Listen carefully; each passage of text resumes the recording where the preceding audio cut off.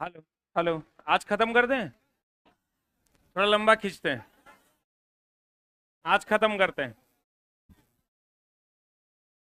ज्यादा नहीं, 10-15 मिनट लंबा खींचेंगे, खत्म हो जाएगा।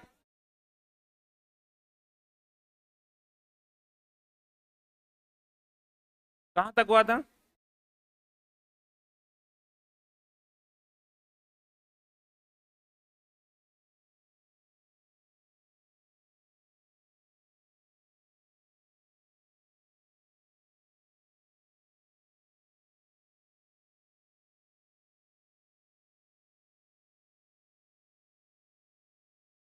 आ जाओ इधर।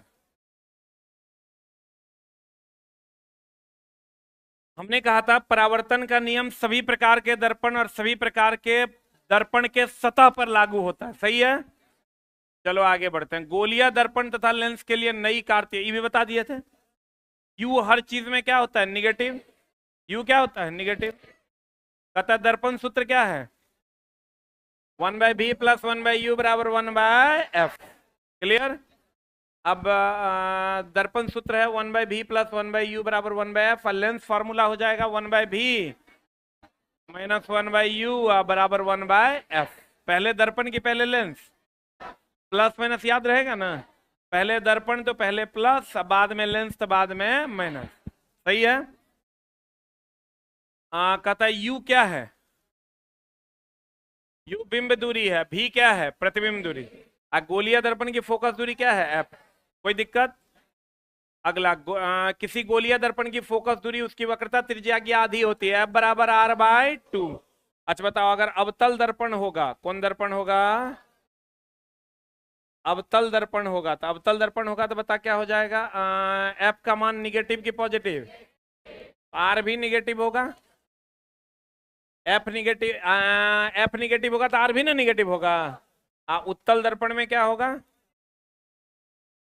उत्तल दर्पण में एफ हो जाएगा पॉजिटिव, तो आर भी क्या हो जाएगा? पॉजिटिव। कोई दिक्कत? हम बोले तो अ लगा हुआ होगा तो निगेटिव के पॉजिटिव, उ लगा हुआ होगा तो पॉजिटिव। मतलब नहीं, अमान्य जो मान्य नहीं। चलो, किसी गोलीय दर्पण द्वारा उत्पन्न आवर्धन, आवर्धन बताओ क्या होता है? दर्पण द्वारा अगर होगा, आवर्धन की अगर हम बात करें, आवर्धन की अगर हम बात करें, तो अगर दर्पण और लेंस दर्पण द्वारा होगा तो m बराबर फॉर्मूला क्या हो जाएगा? v by minus v by u, height of the image बटा हाइट ऑफ द ऑब्जेक्ट। और लेंस में क्या हो जाएगा? लेंस में m बराबर हो जाएगा v by u, height of the image बटा हाइट ऑफ द ऑब्जेक्ट। बोलो हाँ। दर्पण में हो जाएगा माइनस, लेंस में माइनस नहीं होगा। तो कहते हैं किसी गोलीय दर्पण द्वारा उत्पन्न आवर्धन, आवर्धन मतलब मैग्निफिकेशन, प्रतिबिंब की ऊंचाई और बिंब की ऊंचाई का अनुपात। बिंब मतलब होता है वस्तु, तो प्रतिबिंब की ऊंचाई और वस्तु की ऊंचाई का अनुपात है। बोलो ना रे। अब प्रतिबिंब दूरी और वस्तु दूरी का भी अनुपात है। ये दूरी है कि ऊंचाई? दूरी और ऊंचाई में फर्क है। ये अगर कोई दर्पण है तो यहां से ये जो दूरी है, और ये क्या है? ये क्या है? ऊंचाई है। ये क्या है? दूरी। ये क्या है? ऊंचाई। दूरी और ऊंचाई में फर्क है ना। ये याद है कि नहीं? अरे बोल। m का मान अगर 1 से कम होगा, m का मान अगर 1 से, अगर m का मान 1 से कम होगा तो छोटा कि बड़ा?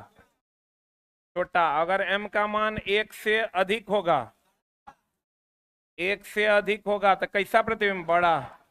और अगर m का मान 1 के बराबर होगा तो बराबर ना, तो बराबर प्रतिबिंब बनेगा, बराबर प्रतिबिंब बनेगा।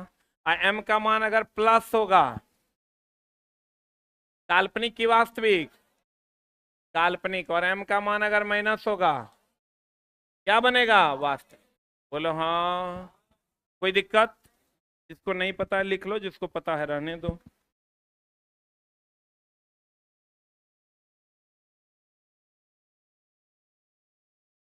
हाँ रखेंगे, जो इसका जो चिन्ह है वैसे ही रखेंगे। जी जनाब, जिसका जो चिन्ह है वैसे ही रखेंगे। प्रियंका क्लास में है क्या? कौन है प्रियंका भाई? हाँ है। प्रियंका क्लास में है?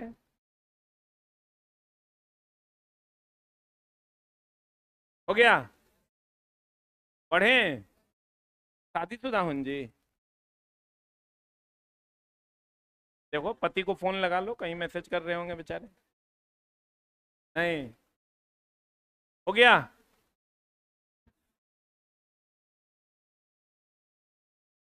अरे बढ़े। अगला बताओ, सघन माध्यम से विरल माध्यम में तिरछी गमन करने वाली कोई प्रकाश की किरण अविलंब से परे जाएगी। परे का मतलब दूर होता है। परे मतलब ये एनसीईआरटी की भाषा है। अगर बताओ सघन से, आप पढ़े होंगे विरल में जाएगा तो अविलंब से दूर जाएगा कि अविलंब की ओर जाएगा? दूर जाएगा। इस स्थिति में सब कुछ बढ़ जाएगा कि घटेगा? हाँ, बढ़ेगा। क्या नहीं बदलेगा? अरे अपवर्तन में आवृत्ति बदलता कि नहीं बदलता? नहीं बदलता। अपवर्तन में क्या नहीं बदलता? आवृत्ति। सही है। बाकी सब कुछ क्या हो जाएगा? बढ़ जाएगा। सब कुछ क्या हो जाएगा? बढ़ जाएगा। क्या बढ़ जाएगा? सब कुछ। आवृत्ति, ऊर्जा, ऊर्जा, अपवर्तनांक, विचलन, सब कुछ क्या हो जाएगा? बढ़ जाएगा। खाली क्या नहीं बदलेगा? आवृत्ति। यही अगर उल्टा होगा, विरल से सघन में जाएगा, सब कुछ घट जाएगा, क्या नहीं बदलेगा? आवृत्ति। खाली यहाँ दूर को हम लोग कहते हैं परे। दूर को क्या कहते हैं?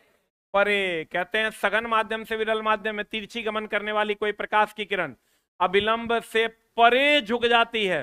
विरल माध्यम से सघन माध्यम में तिरछी गमन करने वाली प्रकाश की किरण अविलंब की ओर झुक जाती। दूर को कहते हैं परे। दूर को क्या कहते हैं? परे। निर्वात में प्रकाश की चाल सबको पता होगा। अत्यधिक चाल से गमन करता है। विभिन्न माध्यमों में प्रकाश की चाल अलग अलग किस्से। प्रकाश ही एकमात्र माध्यम है जिसमें गमन करने के लिए माध्यम की आवश्यकता नहीं। प्रकाश एकमात्र किरण है जिसको गमन करने के लिए माध्यम की आवश्यकता नहीं। आज का क्वेश्चन है, हमको लगता है सेट का, है ना? प्रकाश के गमन करने के लिए माध्यम की आवश्यकता नहीं है। ध्वनि को गमन करने के लिए माध्यम चाहिए। भूकंप की ध्वनि को गमन करने के लिए माध्यम चाहिए। समुद्र तरंग के लिए भी माध्यम चाहिए। बोलवे नहीं करे। यही तीनों ऑप्शनों है शायद। किसी पारदर्शी माध्यम, पारदर्शी मतलब जगह आर पार जाएगा। बताओ जगह आर पार जाएगा, छाया बनेगा?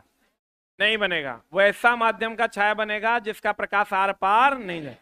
किसी पारदर्शी माध्यम का अपवर्तनांक प्रकाश के निर्वात में चाल तथा प्रकाश के माध्यम में चाल। अच्छा, ये तो पता है ना, म्यू का फॉर्मूला क्या होता है? म्यू क्या है? अरे म्यू क्या है? अपवर्तनांक। म्यू क्या है? अपवर्तनांक। इसका फॉर्मूला क्या होता है? निर्वात में प्रकाश की चाल बटे माध्यम में प्रकाश की चाल। आइया है बच्चों, साइन आई बटा साइन आई। चाल, या इसको लिख सकते हैं तरंग दैर्ध्य। चाल या तरंग दैर्ध्य। अपवर्तनांक बराबर फॉर्मूला होता है निर्वात में प्रकाश की चाल या तरंग दैर्ध्य बटा माध्यम में प्रकाश की चाल या तरंग दैर्ध्य। और ये मात्रकहीन और विमाहीन राशि। ये मात्रकहीन विमाहीन।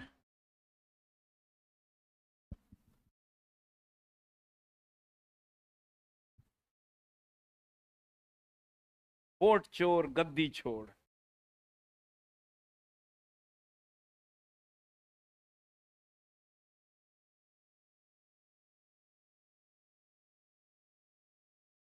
राजनीतिक बातें कृपया यहां ना करें।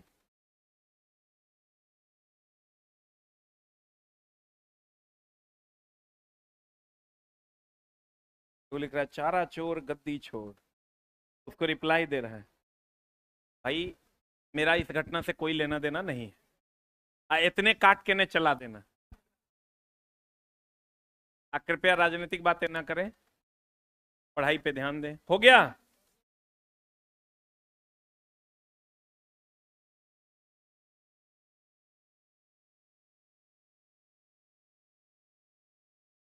पढ़े आगे।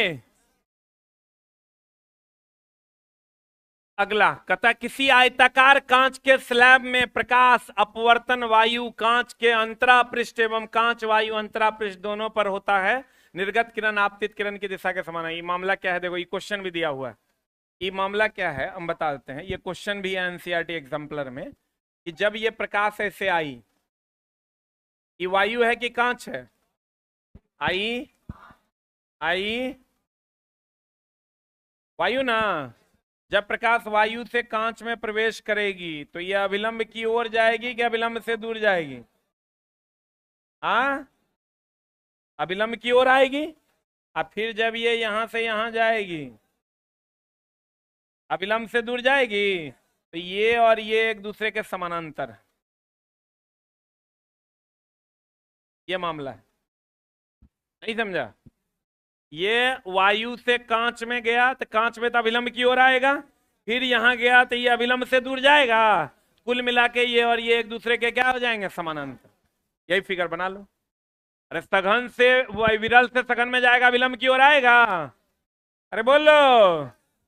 यहां फिर सघन से विरल में जाएगा, अभिलंब से दूर जाएगा।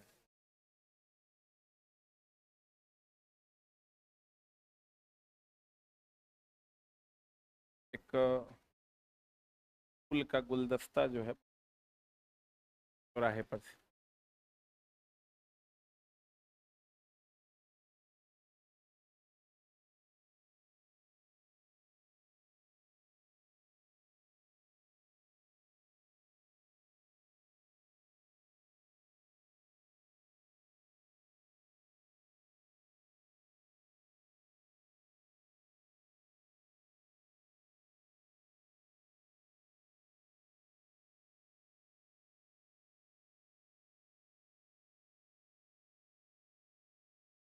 जिंदगी में चला सब काम करना, एक काम कभी नहीं करना। क्या? तुम किसी से लड़ के आगे नहीं बढ़ सकते हो, कर के आगे बढ़ सकते हो। तो हिम्मत है तो करो, लड़ो नहीं। लड़ के तुम आगे नहीं बढ़ सकते। बिहार दरोगा का क्लास, वेरी गुड, बहुत बढ़िया। बहुत जल्द आपकी सेवा में उपस्थित होगा। आगे बढ़े। बता लेंस फॉर्मूला 1/v-1/u बराबर 1/f। बोलो हाँ। ये 10वां बोर्ड का इस बार का क्वेश्चन है, फरवरी में जो पूछा था 2025 में। दर्पण लेंस फॉर्मूला, दर्पण सूत्र पूछा था। 1/v माइनस की प्लस। अब बताओ किसी लेंस की क्षमता, यो पूछा था। ये भी 10th बोर्ड का इसी बार का क्वेश्चन है फिजिक्स का। P बराबर 1/f किस में? मीटर में। लेकिन क्वेश्चन अलग था। क्वेश्चन को देखो क्या पूछा था।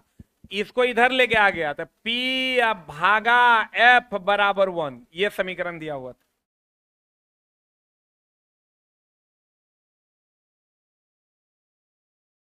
भागा भागा नहीं, गुना। गुना F बराबर 1। एक ऑप्शन में दिया हुआ था, अनदर ऑप्शन में P भागा F बराबर 1, P माइनस F बराबर 1। समझ में आ रहा है? इसको इधर लेके आएंगे तो गुना नहीं हो जाएगा। तुमको जो पूछा था वो अलग तरीके से पूछा था। वो 1/v आप प्लस 1/u बराबर 1/f। यहां से अगर निकालोगे तो u भी हो गया, ये हो गया v, आई हो गया u, आई हो गया f, 1/f। अरे बोलो न रे, 1/f। यहां से f निकालोगे तो क्या हो जाएगा? u भी बटा u प्लस v। इसको और थोड़ा तोड़ोगे तो ये तुमको पूछा था, f बराबर लिख सकते हैं r/2, r/2 u भी बटा u प्लस v। r बराबर क्या हो जाएगा? 2u भी बटा u प्लस v। ये जैसे करना है वैसे करो, कर लेगा ना। अगला, मानव नेत्र और रंग बिरंगा संसार। ये है नेत्र नहीं है तो रंग बिरंगा संसार होगा। कहते हैं नेत्र की वह क्षमता जिसके कारण वह समंजन क्षमता होता है, एडजस्टिंग पावर, जिसके अभी हमारे आंख के रेटिना, ये आंख का जो रेटिना है, इस पर जो प्रतिबिंब बन रहा है दोस्त मेरे, यहां कैसा प्रतिबिंब बन रहा है? वास्तविक, उल्टा और छोटा। लेकिन हम तो देख पा रहे हैं आपको सीधा, मस्तिष्क के एडजस्टिंग पावर के कारण, समायोजन क्षमता के कारण। सही है? आंख अगर आप पढ़ें, आंख पढ़े हैं कि नहीं? कहते हैं नेत्र की वह क्षमता जिसके कारण वह अपनी फोकस दूरी को समायोजित करके निकट तथा दूरस्थ वस्तुओं को फोकसित कर लेता है, उसे नेत्र की कौन क्षमता कहते हैं? समंजन क्षमता कहते हैं। दूर को ऐसे देख लेते हैं, इसे देख लेते हैं, ये सब एडजस्टिंग पावर है। समंजन क्षमता का इंग्लिश होता है एडजस्टिंग पावर। वह अल्पतम, अभी ये क्वेश्चन और हम देख रहे थे, इसी बार 10th बोर्ड में पूछा है कि निकट कितना आप देख सकते हैं, दूर कितना देख सकते हैं। तो आंख के निकट दूरी कितना है? 25। और दूर कितना? आनंद। एक आंख से कितना डिग्री? 150 डिग्री। और दोनों आंख से 180 डिग्री। ये पता है? एक आंख से 150, दोनों आंख से 180। कहते हैं वह अल्पतम दूरी जिस पर रखी वस्तु को नेत्र बिना किसी तनाव के सुस्पष्ट देख सकता है। बीपीएससी टीआरई इस बार का भी क्वेश्चन है। उसे नेत्र की निकट बिंदु अथवा सुस्पष्ट दर्शन की अल्पतम दूरी कहते हैं। सामान्य दृष्टि की वयस्क के लिए यह दूरी लगभग कितना है? 25 सेंटीमीटर न्यूनतम। और महत्तम कितना है? अनंत। एक आंख से कितना डिग्री देख सकते हैं? 150। तो कहते हैं दृष्टि के सामान्य अपवर्तक दोष हैं निकट दृष्टि दोष, दीर्घ दृष्टि दोष, जरा दृष्टि दोष, निकट दृष्टि दोष, निकट दृष्टता, दूर दृष्टि दोष, दूर रखी वस्तु का प्रतिबिंब दृष्टि फल के सामने मत। अच्छा एक बात बताओ, ये जो अभी तो हम पढ़ा रहे हैं इतने से हमको लगता है 10th बोर्ड में अभी हम एक क्वेश्चन देख रहे थे, एक सेट 80 क्वेश्चन में से 12 क्वेश्चन इतने से है, यही 10 को लाइन। तब ना अगर फंस जाता है, ई देता है कहता ई ने पूछेगा था ये पूछेगा। हम लोग को मिलता था 5 को, या तो पाइथागोरस पूछेगा और फिक्स था वही पूछेगा। अब ध्यान से देखो, ये तो पता है दोस्त में निकट दृष्टि दोष में कहाँ का नहीं दिखता? दूर का। और दूर दृष्टि दोष में निकट का। कोई दिक्कत? बोलो न रे। इसका घुमा फिरा क्वेश्चन देता है, उम्मीद करते हैं तुम बना लेगा, इतना मैच्योर तो है ही है। निकट दृष्टि दोष में कौन लेंस? अवतल लेंस। और दूर दृष्टि दोष में उत्तल लेंस। वही सब बात को यहाँ लिख दिया, देख रहा है? कहीं होगा उत्तल और लेंस किने है, वही सब बात को लिख दिया है प्योर हिंदी। सही है, लेकिन तुम कहोगे थोड़ा सा झोल है, थोड़ा सा देख लो। वृद्धावस्था में नेत्र की समंजन क्षमता घट जाती है, ना थोड़ा निकटे दिखेगा ना दूरे दिखेगा, जरा दृष्टि दोष हो जाएगा, तब द्विफोक्सी लेंस का प्रयोग करना पड़ेगा। श्वेत प्रकाश के इसके अभी वर्षों में वर्णों में विभाजन क्या कहलाता है? विक्षेपण। बोलो रे, विक्षेपण का ही दूसरा नाम कभी कभी दे देता है परिक्षेपण। श्वेत प्रकाश का 7 रंगों में विभाजित होना विक्षेपण या क्या कहलाता है? परिक्षेपण।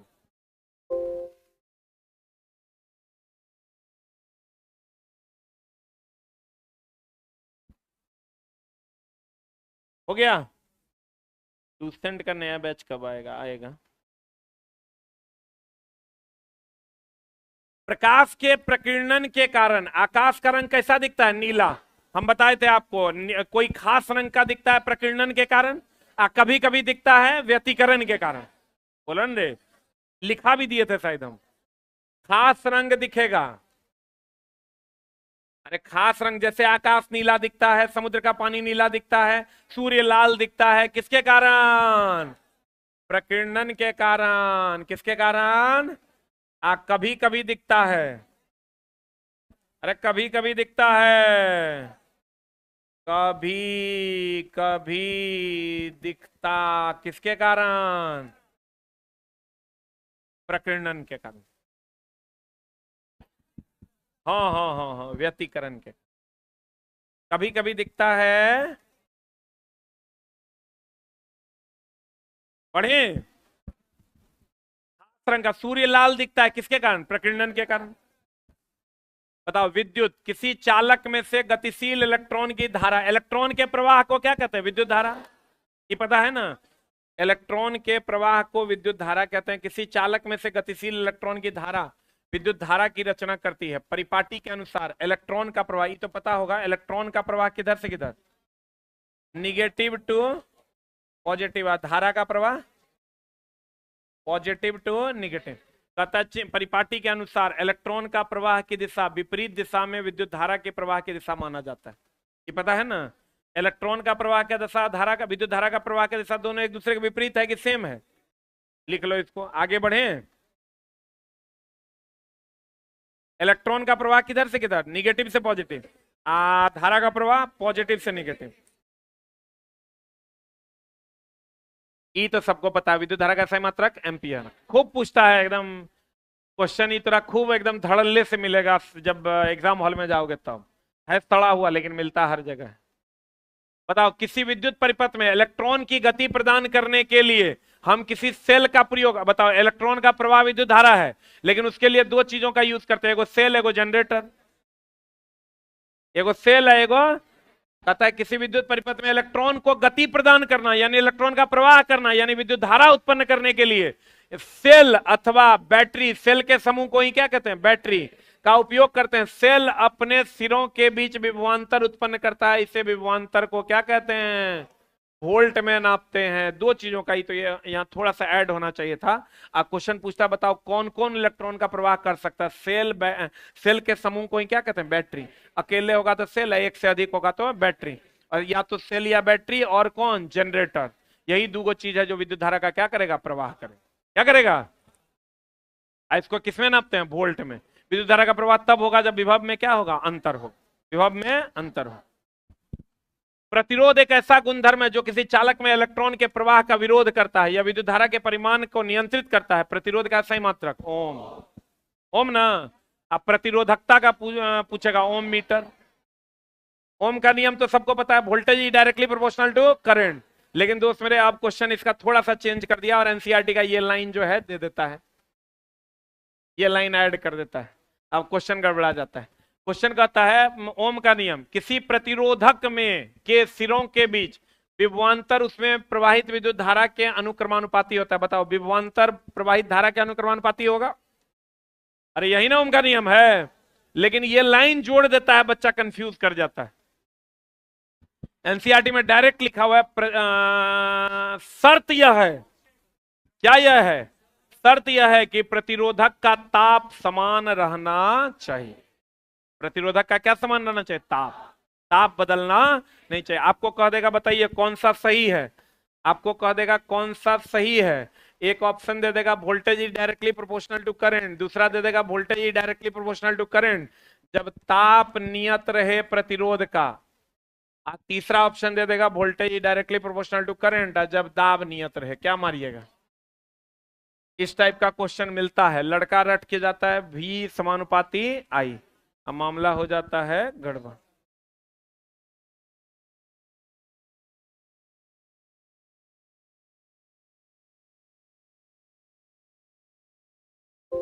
ओम का नियम। फिर कहता है दोस्त मेरे, अगला अगला अगला लाइन क्या कहता है, किसी चालक का प्रतिरोध उसकी लंबाई और पर सीधे इसके अनुप्रस्थ काट के क्षेत्रफल पर प्रतिलोमतः, लंबाई पर सीधे यानी डायरेक्टली प्रोपोर्शनल, उसके अनुप्रस्थ काट के क्षेत्रफल पर यानी इनवर्सली निर्भर करता है। उस पदार्थ के प्रकृति पर भी निर्भर करता है जिससे वह बना है। यहां थोड़ा सा झोल है, समझ लो क्या झोल है दोस्त मेरे। झोल ये है दोस्त मेरे कि अगर अगर प्रतिरोध जो है वो लंबाई के समानुपाती, प्रतिरोध क्षेत्रफल का व्युत्क्रमानुपाती ना, अलग अलग तार का प्रतिरोध अलग अलग किससे, इसका मतलब प्रतिरोध जो है वो प्रकृति पर निर्भर करता है कि नहीं करता है। अरे बोलो, प्रतिरोध प्रकृति पर निर्भर करता है। आप बताओ, प्रतिरोध ताप पर भी निर्भर करता है। वहीं आ जाओगे प्रतिरोधकता। प्रतिरोधकता, प्रतिरोधकता का ऐसा ही मात्रक ओम मीटर ना। तब प्रतिरोधकता जो होता है वो केवल पदार्थ पर निर्भर करता है और किस पर निर्भर करता है, ताप। बोलो हाँ। प्रतिरोध बताओ तो आकृति पर निर्भर कर रहा है कि नहीं। अरे दोस्त, लंबाई और क्षेत्रफल पर निर्भर कर रहा था, आकृति पर नहीं किया, नहीं किया। और अगर पदार्थ और ताप पर निर्भर किया तो आकृति है कहीं। तो इसी का ये लाइन पूछता है कि यह आकृति पर निर्भर नहीं करता। यह आकृति, आकृति मतलब लंबाई और क्षेत्रफल पर निर्भर नहीं करता।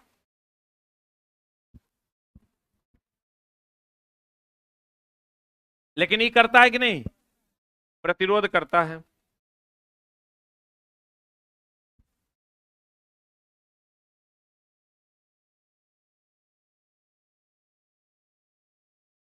आज का क्लास करके क्लास 10th का जो इस बार 2025 का जो क्वेश्चन पूछा है ऑब्जेक्टिव, जाकर लगाना, तुम फर्स्ट डिवीजन से पास कर जाएगा।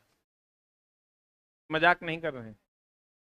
80 को में 40 को बनाना होता है, 100% फर्स्ट डिवीजन से पास कर जाएगा। आज के क्लास से खाली, कल की पढ़ाओ छोड़ दो।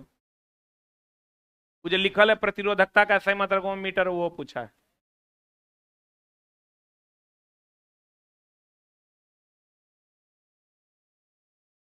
हम लोग मास्टर साहब सब पढ़ाते थे, पता नहीं कैसे पढ़ाते थे, अनाधुन दई रट्टा से सब पास हुआ होगा, आना तो चीट पुर्जा से, है कि नहीं? हमको लगता है वो 10th का साइंस चला, अभी हम देख रहे थे, वो टीचर पढ़ा रहा था, मेरे सजेशन में आया, 40,000 बच्चा पढ़ रहा था, मेरे सजेशन में आया, हम देखे क्या पढ़ रहा है भाई, तो देखे तो हमको इतना आश्चर्य लगा। तू अगर आप 2 दिन तक बैठा के पढ़ाते रह जाएगा, हर दिन संयोजन अभिक्रिया लिख के मास्टर बता रहा है A+B बराबर AB। देखो ये बहुत इंपॉर्टेंट है, इस पर पूछवे करेगा। हाँ बाप रे, फिजिक्स में 5 चैप्टर पढ़ना है, केमिस्ट्री में 5, बायो में 5, उतने पढ़ना है बस। श्रेणी क्रम में संयोजित बहुत से प्रतिरोधों का तुल्य प्रतिरोध उनके व्यष्टिगत प्रतिरोध के योग के बराबर होता है। सही है? अरे इसका तुल्य निकालोगे 2 + 2 + 2 हो जाएगा। अगला पार्श्व क्रम में क्या होता है? 1/, पार्श्व क्रम में 1/, होता है 1/r total is equal to 1/r1 + 1/r2 + 1/r3 होता है। कहता है पार्श्व क्रम में संयोजित प्रतिरोधों का समुच्चय तुल्य प्रतिरोध R टोटल निम्नलिखित संबंधों द्वारा व्यक्त किया जाता है। यही संबंध है। अरे बोलो रे। अगला कहता है बताओ W बराबर प्रतिरोधक के क्षयित उपभोग ऊर्जा किस प्रकार? पढ़ा होगा, अगर तुम उपभोग ऊर्जा इसको नहीं पढ़ो, सीधा पढ़ो, H बराबर पढ़े हो VIT, H बराबर पढ़े हो I²RT, H बराबर पढ़े हो P×T, H बराबर पढ़े हो V²/R×T। रे इसलिए देखो अब यह क्वेश्चन चला काहे पूछता है, क्योंकि यही क्लास 10th में देल है। यही क्वेश्चन तुम देखना हर जितना न्यूमेरिकल पूछता है, या तो सीरीज पैरेलल से पूछेगा या नहीं तो ई फॉर्मूला से पूछेगा। फिक्स है क्वेश्चन जनरल कंपटीशन में। उसका रीजन है क्योंकि क्लास 10th में ही फॉर्मूला दिया हुआ है। बाकी जितना तुम पढ़ते हो R बराबर ρL/A वगैरह वगैरह, वहां से बहुत कम क्वेश्चंस पूछे जाते हैं। पढ़ें आगे। हाँ जी जोर से बोलिए। सही कौन है? क्षयित मतलब लॉस रे। अभी जो आप पंखा चला रहे हैं तो आपका लॉस हो रहा है ना, उष्मा के रूप में लॉस हो रहा है। घूम रहा है तो यांत्रिक ऊर्जा के कारण घुमा रहा है, उसमें लॉस हो रहा है। हाँ जी हाँ यही यही सेम। इसको लोगे तो ये श्रेणी क्रम में, क्योंकि श्रेणी क्रम में धारा कांस्टेंट होता है। इसको लोगे किस क्रम में? समानांतर क्रम में, क्योंकि इसमें वोल्टेज कांस्टेंट होता है। पढ़ें। अरे पढ़ें, देखें PDF।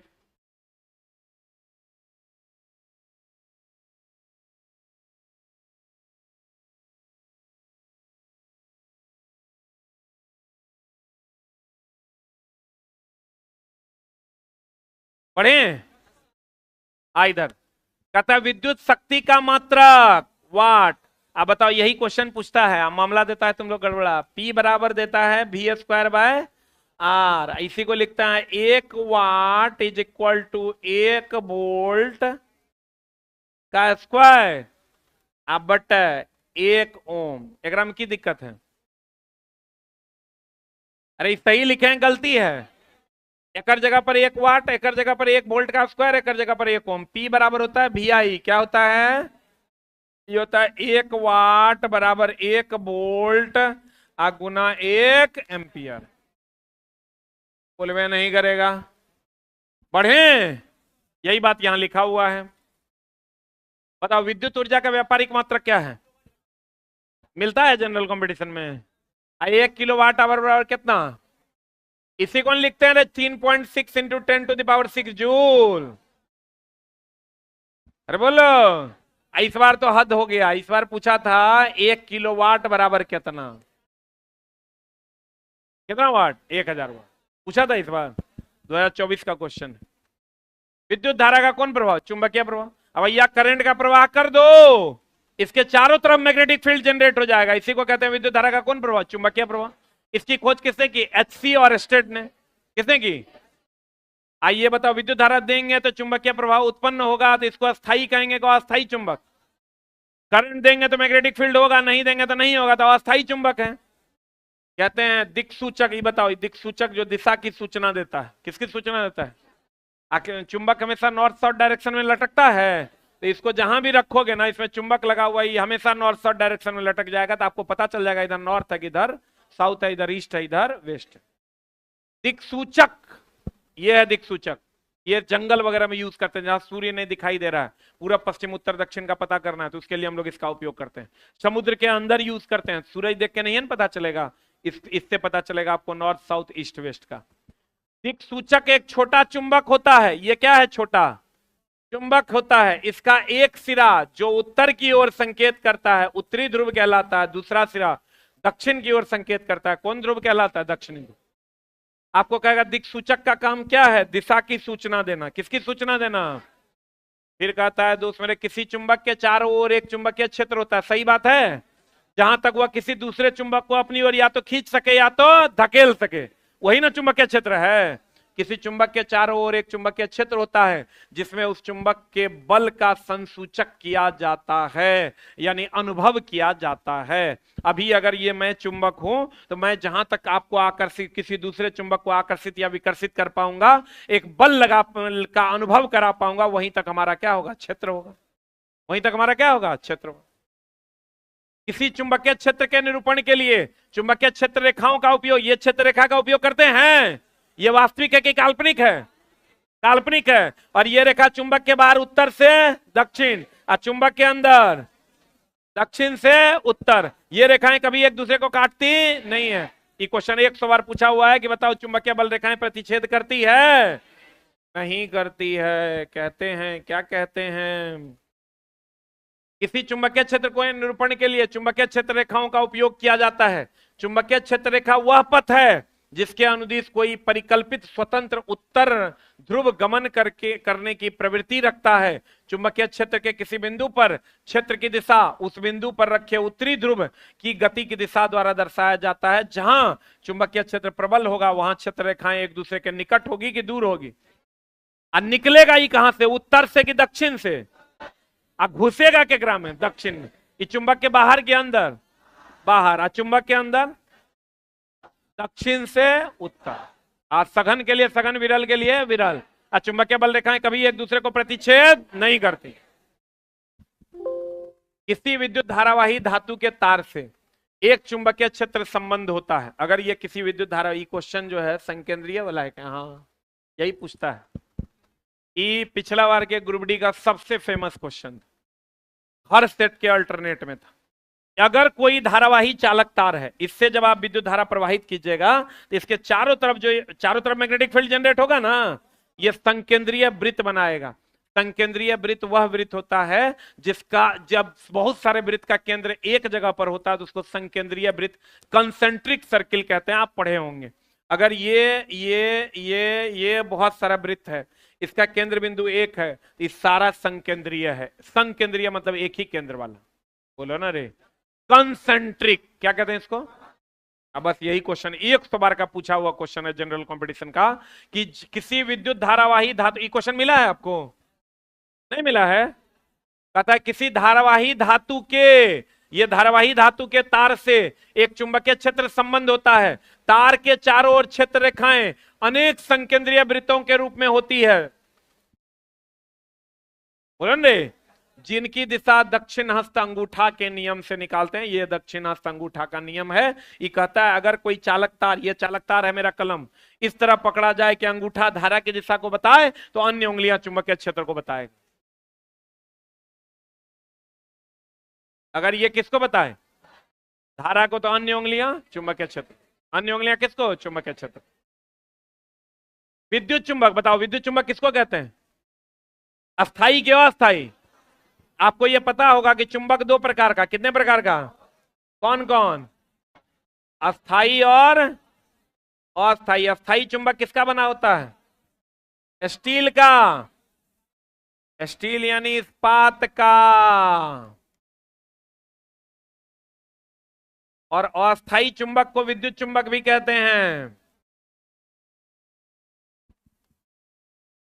और ये किसका बना होता है? नरम लोहा का। अस्थाई चुंबक किसका बना होता है? इस्पात का। और अस्थाई चुंबक नरम लोहा का। अब देखो, अस्थाई चुंबक एक प्रकार का विद्युत चुंबक है। क्यों है? अरे विद्युत चुंबक किसको कहते हैं? जब करंट देंगे तो चुंबक तो होगा, नहीं देंगे तो नहीं होगा। तो वही ना अस्थाई है। अस्थाई हुआ, करंट दे ना दे चुंबकीय क्षेत्र होवे करेगा।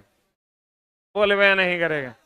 कहते हैं विद्युत चुंबक में नरम लोहा का क्रोड होता है, जिसके चारों ओर विद्युत रोधी तांबे की तार की कुंडली लिपटी होती है। यह नरम लोहे का क्रोड होता है, जिसके चारों ओर यह तांबे का कॉइल लिपटा हुआ होता। लिख लिया? पढ़े? अरे बढ़े। कहता है कोई विद्युत धारावाही चालक, कोई विद्युत धारावाही चालक जिसमें हम करंट दे रहे हैं, ये चालक है, इसमें करंट दे रहे हैं, चुंबकीय क्षेत्र में रखे जाने पर किसका अनुभव करता है? बल का। कौन बल का? चुंबकीय बल का।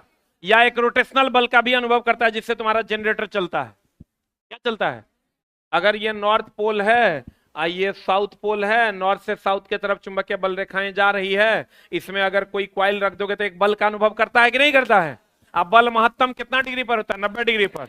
और न्यूनतम 0 डिग्री पर। कहते हैं कोई धारावाही चालक चुंबकीय क्षेत्र में रखा जाए, ये धारावाही चालक है, इसको मैग्नेटिक फील्ड में रखे हैं, जनरेटर है ये। यदि चुंबकीय क्षेत्र तथा विद्युत धारा की दिशाएं परस्पर एक दूसरे के क्या हो? लंबवत। बताओ महत्तम बल लगेगा कि न्यूनतम? महत्तम। तो चालक पर आरोपित बल की दिशा इन दोनों दिशाओं के क्या होगी? लंबवत। जिसे फ्लेमिंग के बाएं हाथ के नियम से प्राप्त किया जाता है। यह क्वेश्चन पूछा था इस बार क्लास 10। विद्युत मोटर एक ऐसी युक्ति है जो विद्युत ऊर्जा को कौन ऊर्जा में बदलता है? यांत्रिक ऊर्जा। यह क्वेश्चन पूछा था। हम बोले ना आज तू फर्स्ट डिवीजन 80 में 40, मतलब एको को ऑब्जेक्टिव नहीं छूटेगा, इतने पढ़ लेगा। इतने सब क्वेश्चन है। यो क्वेश्चन पूछा है मोटर कौन ऊर्जा में बदलता है। तोरा पता है? आज तो हमको लगता है तोरो सेट में है, शायद तोरो सेट में ना है। हाँ, विद्युत ऊर्जा किसमें बदलता है? यांत्रिक ऊर्जा में। अब बताओ विद्युत चुंबकीय प्रेरण पढ़ा है कि नहीं? क्या होता है बताओ? विद्युत चुंबकीय प्रेरण होता है कि ये नॉर्थ पोल है, साउथ पोल है, ये फ्लक्स जा रहा है, आई फ्लक्स को कोई चालक तार काटेगा, ईएमएफ जनरेट होगा। ये किसने दिया था? फेराडे ने। वही बात यहां लिखा हुआ है। विद्युत चुंबकीय प्रेरण एक ऐसा परिघटना जिसमें किसी कुंडली में जो किसी ऐसे क्षेत्र में स्थित है जहां समय के साथ चुंबकीय क्षेत्र में परिवर्तन घूमेगा, चुंबकीय क्षेत्र में परिवर्तन होगा, परिवर्तन होता है। एक प्रेरित विद्युत धारा उत्पन्न होती है। चुंबकीय क्षेत्र के परिवर्तन किसी चुंबक तथा उसके पास स्थित किसी कुंडली के बीच आपेक्षिक गति के कारण हो सकता है। इसके आपेक्षिक गति, ये रुका हुआ है, ये चल रहा है, इसी को आपेक्षिक गति कहते हैं। यदि कुंडली किसी विद्युत धारावाही चालक के निकट रखी तो कुंडली के संबंध में चुंबकीय क्षेत्र या तो चालक में प्रवाहित विद्युत धारा के अंतर के कारण हो सकता है, अथवा चालक तथा कुंडली के बीच आपेक्षिक गति के कारण हो सकता है। प्रेरित विद्युत धारा की दिशा फ्लेमिंग का कौन नियम? राइट हैंड की लेफ्ट हैंड? राइट हैंड ना, क्योंकि प्रेरित विद्युत धारा की दिशा यो पूछा है, यो पूछा अभी जस्ट हम देख के आए, इसलिए हमारा याद है। यो क्वेश्चन पूछा है कि बताओ फ्लेमिंग का राइट हैंड रूल किसके लिए होता है? जनरेटर के लिए। तो रात 100 बार बताएं, राइट हैंड से किसको स्टार्ट करते हैं? जनरेटर से। और लेफ्ट हैंड से किसको स्टार्ट करते हैं? मोटर से। अंगूठा बल की दिशा, तर्जनी चुंबकीय क्षेत्र की दिशा, मध्यमा धारा की दिशा। अरे बोलो। विद्युत जनरेटर यांत्रिक ऊर्जा को विद्युत ऊर्जा में रूपांतरित करता है, और यह विद्युत चुंबकीय, बताओ तो विद्युत चुंबकीय प्रेरण पर कौन कौन? विद्युत चुंबकीय प्रेरण क्या कहता है कि फ्लक्स कटेगा तो ईएमएफ जनरेट होगा। इस पर दो चीजें काम करती है, एक जनरेटर और दूसरा ट्रांसफार्मर। देखो जनरेटर और दूसरा सेट में 40 से ज्यादा नहीं आ रहा है, नहीं होगा नौकरी। बढ़ाओ नंबर, हो जाएगा। तो बताओ कौन कौन विद्युत चुम्बकीय प्रेरण पर काम करता है? जनरेटर और ट्रांसफार्मर। आई क्या कहता है, फ्लक्स कटेगा तो क्या जनरेट होगा? ईएमएफ। सही है। हम अपने घरों में प्रत्यावर्ती विद्युत शक्ति 100 बार का पूछा हुआ है, हम लोग कितना यूज करते हैं? 220 वोल्ट। घर में कितना यूज करते हैं? 220 वोल्ट प्राप्त करते हैं, जिसकी आवृत्ति 150 बार पूछा है, 50 हर्ट्ज।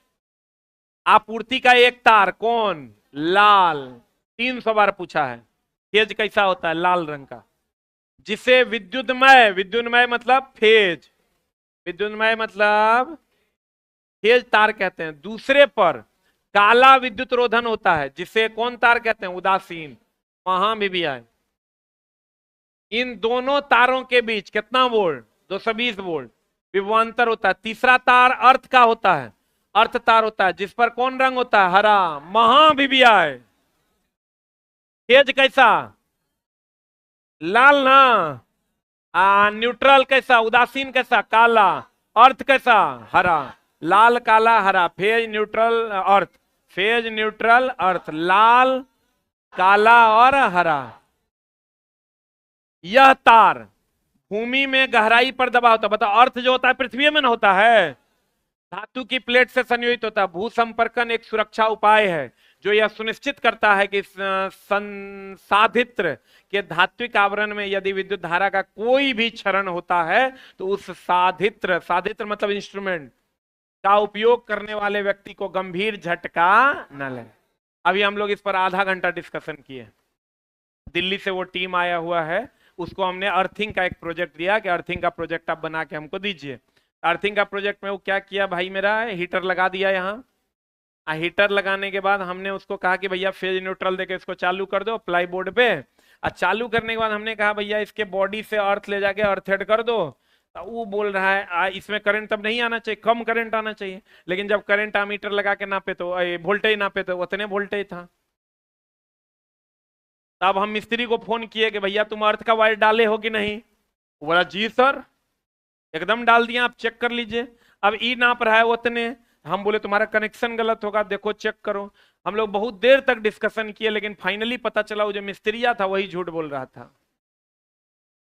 वो चोट्टा क्या किया, अर्थ का वायर ले जाके वो गलती नहीं है, वो जो मिस्त्री, हम तो हेड को फोन किए, वो जो स्टाफ था वो अर्थ का वायर ले जाके वहां छोड़ दिया। ले जा क्या किया? छोड़ दिया। तो यहां पर क्लोज सर्किट हो रहा था, क्लोज सर्किट हो रहा था, यहां करंट उतने आ रहा था, छू के देखते तब की होता। हम चल न जाते। बेचारा वो भी सही था, हम बेकार में उसको डांट रहे थे। तो मामला जो है ये अर्थ वायर अगर नहीं देगा तो आपका तार तो बचा देगा, जिंदगी नहीं बचा पाएगा। अर्थ सेफ्टी के लिए होता है। अर्थ किसके लिए होता है? क्योंकि अर्थ का विभव होता है 0। अर्थ का विभव कितना होता है? 0।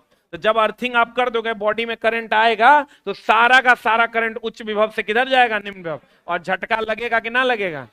आपको कहेगा अर्थिंग क्यों करते हैं? ताकि झटका लगे कि ना लगे? लगे ना लगे। बताओ, विद्युत परिपथों में शॉर्ट सर्किट, शॉर्ट सर्किट सुने हो? लघु पतन अथवा अति भारण के कारण होने वाली हानि से सुरक्षा का सबसे महत्वपूर्ण युक्ति कौन है?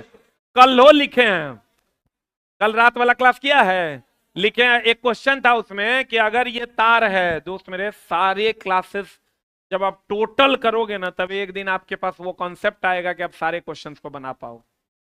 रात में हम पढ़ाए हैं, क्वेश्चन था कि पीवीसी का जो तार के ऊपर जो कुचालक पदार्थ होता है पीवीसी, वो क्यों होता है? इसलिए होता है कि वो दूसरे तार से सटे नहीं और सट के शॉर्ट सर्किट ना हो जाए।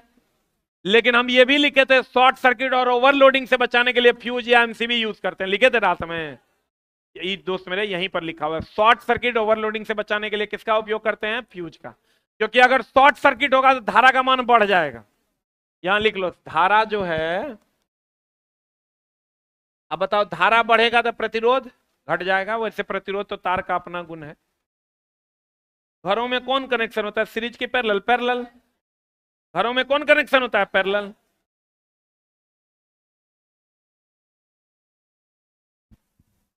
बताओ, ऊर्जा का स्रोत हमारा जीवन शैली के स्तर में वृद्धि के साथ हमारी ऊर्जा की आवश्यकताओं में भी वृद्धि हुई है। बताओ पहले जितना ऊर्जा हम लोग यूज करते थे बिजली उजली, उतना उससे ज्यादा कर रहे हैं, कम कर रहे हैं? पहले ई बोर्ड था, ई लाइट था, नहीं था, ई लाइट था, ये सब अब हम एक्स्ट्रा नहीं यूज कर रहे हैं। तो आप पहले खाली एगो यहाँ ये वाला बोर्ड था, इस पर हम लिखा करते थे, अब ये वाला बोर्ड आ गया तो लाइट का ज्यादा यूज हो गया, फिर कंप्यूटर लग गया वगैरह वगैरह। तो दैनिक जीवन में हमारा लाइट का यूज बढ़ गया।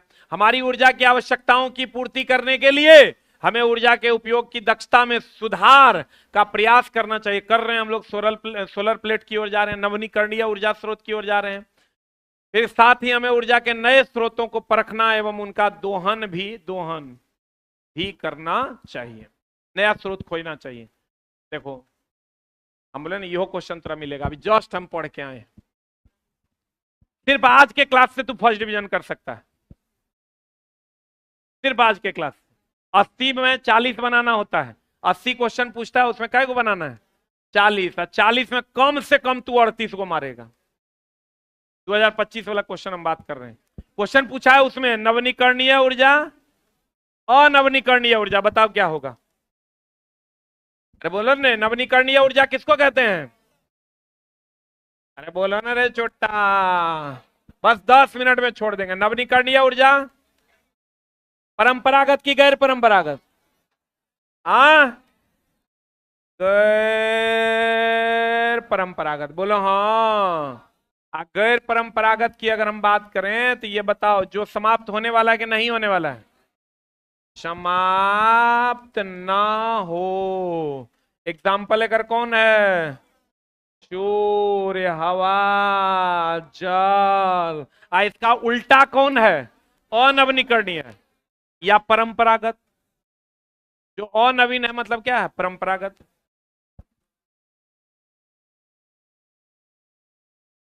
हो गया? बढ़े आगे।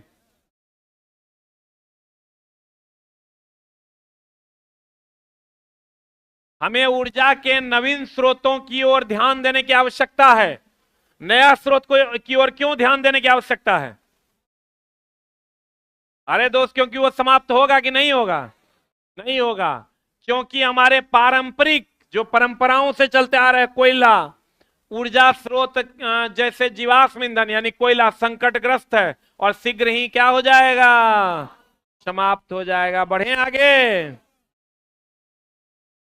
हमारा ऊर्जा स्रोत का चयन उपलब्धता में सरलता, ऊर्जा निष्कर्षण की लागत। बताओ हमारा ऊर्जा स्रोत का जो हम चयन करेंगे कैसे करेंगे, कि कौन सा ऊर्जा स्रोत हमको यूज करना है, कैसे करेंगे? अब अभी देखो सरकार तो कह रही है कि मोदी जी बात बोले थे उस टाइम जब चुनाव था कि 0 इलेक्ट्रिक बिल हम लोग लेके आएंगे, यानी सब जगह सोलर पैनल देंगे। अभी जब हम पता किए तो पता चला, अब पता नहीं क्या बोला वो, कहां से पता किया, 65,000 पर केवीए लेगा। अब 20 केवीए का कनेक्शन में तो हर खाली एसी चल रहा है, जोड़ लो कितना हो जाएगा? 20 गुना 65,000 कितना हो जाएगा? लगभग हमको लगता है 12-13 लाख। 13 लाख रुपया लगाएंगे तो तुम्हारे एसी खाली चलेगा ई रूम के सोलर पैनल से। It's to costly. कहते हैं हमारा ऊर्जा स्रोत का चयन कैसे करेंगे? एक तो उपलब्ध है कि नहीं देखेंगे, अरे बोलो। दूसरा सरलता, उपलब्धता में सरलता होना चाहिए। ऊर्जा निष्कर्षण में की लागत, मतलब ऊर्जा जो उससे निकालेंगे उसकी लागत कम होनी चाहिए। दूसरा ऊर्जा स्रोत के उपयोग की उपलब्ध प्रौद्योगिकी दक्षता होनी चाहिए। अब ये घर के लिए हम यूज कर रहे हैं, बैटरी लगा के होगा? अरे होगा, दक्ष होना चाहिए। ऊर्जा स्रोत के उपयोग पर्यावरण पर प्रभाव जैसे कारकों पर निर्भर करता है। ऊर्जा स्रोत पता चला हम कोयला जला रहे हैं, पर्यावरण प्रदूषित हो रहा है, तो उस सबका ध्यान रखना चाहिए। हमारे अधिकांश ऊर्जा स्रोत अंततः सूर्य से प्राप्त ऊर्जा से व्युत्पन्न होते हैं। बताओ जैसे तुम ले लो बहुत सारा ऊर्जा का स्रोत जो हमारे पृथ्वी पर है, तो सूर्य प्रत्यक्ष ऊर्जा का सबसे बड़ा स्रोत है। तुमको कहेगा बताओ सनलाइट जो है प्रत्यक्ष सबसे बड़ा ऊर्जा का स्रोत पृथ्वी पर कौन? सूर्य। कौन ऊर्जा? प्रत्यक्ष की अप्रत्यक्ष? प्रत्यक्ष। कौन ऊर्जा? प्रत्यक्ष ऊर्जा का सबसे बड़ा स्रोत कौन है? सूर्य। बताओ परितंत्र जो इकोसिस्टम के विभिन्न घटक अन्योन्याश्रित हैं कि नहीं? बताओ तू धान पर आश्रित है? अरे चावल पे आश्रित है? नहीं है। पेड़ पौधा होकर घास पर आश्रित है, सब एक दूसरे पर अन्योन्याश्रय का संबंध है, सब एक दूसरे पर आश्रित हैं। उत्पादक सूर्य से, उत्पादक मतलब पादप, उत्पादक मतलब पादप सूर्य से प्राप्त ऊर्जा को परितंत्र के अन्य सदस्यों को उपलब्ध करवाता है। सही बात है। अरे पादपे न सूर्य की ऊर्जा लेता है, कितना परसेंट? 1%। और लेकर सबको बांटता है। एकरा खाता है, मान लो वो क्या बोलते हैं उसको, हिरन मान लो खा लिया, हिरन को फिर कौन खाएगा? शेर खाएगा। तो ये सबको बांटता है, एक दूसरे में बढ़ता है, लेकिन कितना परसेंट ऊर्जा उपयोग होता है? 10%। कितना परसेंट? एक पोषी स्तर से दूसरे पोषी स्तर में जाने पर कितना परसेंट ऊर्जा यूज होता है? 10%। और सूर्य के प्रकाश को कितना परसेंट लेता है पौधा? 1%। कितना परसेंट? कितना? 1%। और धीरे धीरे ऊर्जा स्तर ऊपर जाते जाते ऊर्जा घटता है कि बढ़ता? घटता ना रे। सबसे अधिक ऊर्जा किसका होता है? उत्पादक का। अब बताओ, ऊर्जा जो निम्न पोषी स्तर, उत्पादक, प्राथमिक उपभोक्ता, द्वितीय उपभोक्ता, तृतीय में जाता तो ऊर्जा घटता कि बढ़ता? यूनिडायरेक्शनल होता है कि मल्टीपल डायरेक्शन? इधर से इधर ही ऊर्जा जाएगा, इधर से उधर ऊर्जा नहीं आएगा। पेड़ थोड़ा खाएगा? पेड़ कभी हिरन को खाएगा? हिरन पेड़ को खाएगा। बोलो ना रे। ऊर्जा जो है वो एक दिशीय प्रवाह है कि द्विदिशीय है? एक दिशीय। कितना परसेंट ऊर्जा का उपयोग होता है नीचे से ऊपर? 10%। पेड़ कितना परसेंट लेता है? 1%। सबसे अधिक ऊर्जा किसकी होती है? उत्पादक की। जैसे जैसे ऊपर जाएंगे ऊर्जा क्या हो जाएगा? घटते जाएगा। हाँ कि ना? अब कहता है जब हम एक पोषी स्तर से दूसरे पोषी स्तर में जाते हैं तो ऊर्जा का क्या होता है? यह आहार श्रृंखला में पोषी स्तरों को सीमित कर देता है। जैसे जैसे हाथ होते होते ऊर्जा साफे घट जाता है, इसके बाद पोषी स्तर आगे बढ़ता नहीं। एक दिशीय की द्विदिशीय? हिरन खा सकता है घास को, घास कभी हिरन को नहीं खाए। मानव की गतिविधियों का पर्यावरण का पर समघात होता है, समाघात होता है, होवे करता है। हमारी एक्टिविटी का पर्यावरण, हम लोग प्लास्टिक यूज करते हैं, उसका सबसे बुरा प्रभाव किसका पड़ रहा है? प्लास्टिक का। सीएफसी यो मिलेगा क्लास 10 2000, बोले ना आज के क्लास से टॉप कर जाएगा तुम। सीएफसी जैसे रसायन ने ओजोन परत का नुकसान पहुंचाया है? बोले मैं नहीं करेगा, क्योंकि ओजोन परत सूर्य से आने वाली पराबैंगनी की विकिरण को, अरे ये ओजोन परत जो है पराबैंगनी किरणों को आने देता है कि रोक देता है? सुरक्षा प्रदान करता है। इसकी क्षति पर्यावरण को नुकसान पहुंचा सकता है। किसकी क्षति? ओजोन परत की। किसकी क्षति? ओजोन परत की क्षति कौन करता है? क्लोरोफ्लोरोकार्बन। कौन करता है? कौन करता है? सर किसको वोट देना है? जरा मन करे ओकरा दे देना है। हमारे द्वारा उत्पादित कचरा जैव निम्नीकरणीय अथवा अजैव निम्नीकरणीय? बताओ। प्लास्टिक जैव निम्नीकरणीय है कि अनिम्नीकरणीय? अनिम्नीकरणीय। सब्जी वगैरह जो हम लोग किचन का कचरा है, जैव निम्नीकरणीय। ये पता है ना? Biodegradable, non biodegradable. हमारे द्वारा उत्पादित कचरे का निपटान एक गंभीर पर्यावरणीय समस्या है। हमारा जो कचरा का निपटान है वो गंभीर पर्यावरणीय समस्या है। और सबसे गंभीर कौन है? प्लास्टिक। और सबसे गंभीर बताओ, कचरा निर्माण की सबसे घटिया विधि क्या है? आग लगाना।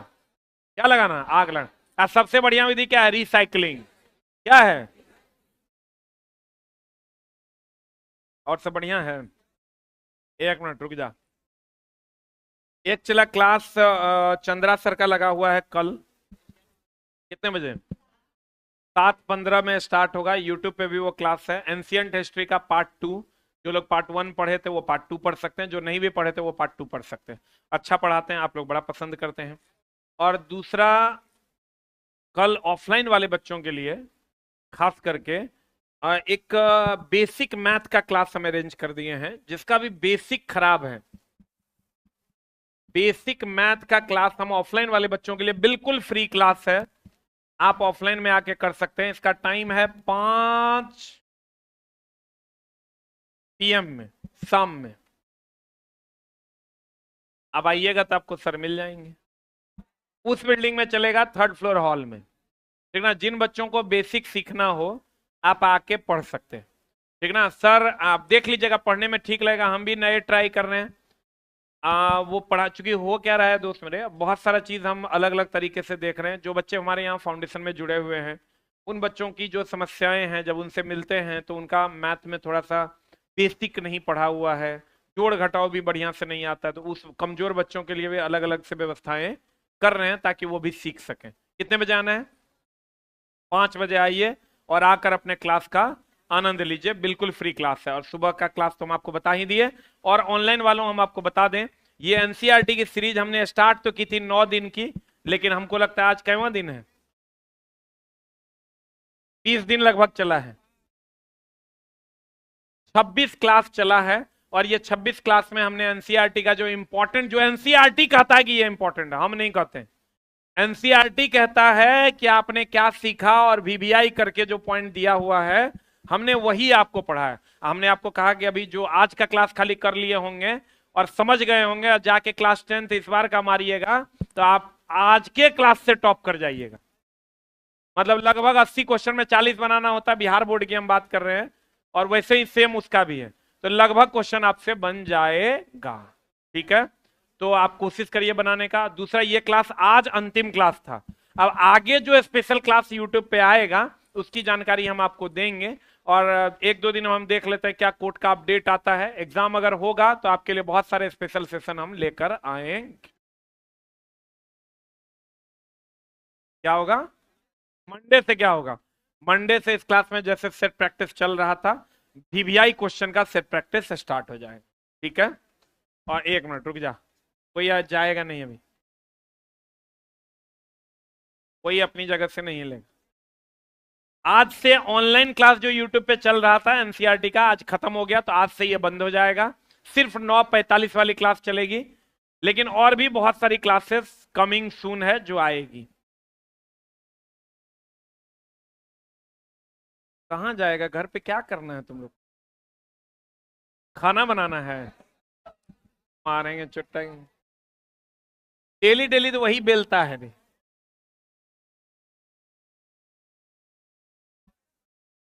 बैठो ना, एगो चीज दिखाते हैं तुम लोग, 5 मिनट में छोड़ देंगे।